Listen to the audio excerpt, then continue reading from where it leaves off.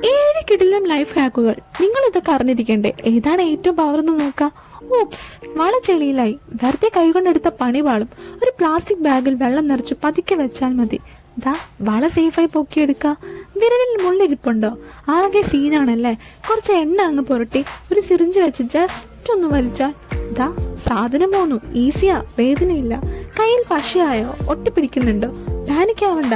കുറച്ച് ഉപ്പ് വെതറി അതിന്റെ മുകളിൽ ഇത്തിരി വിനാഗിരി, അത്രേ ഉള്ളൂ. പശയുടെ പവർ പോയി. ഭയങ്കര വെറുപ്പിക്കലാണല്ലേ. എത്ര വലിച്ചാലും ഇത് അങ്ങോട്ട് വരില്ല.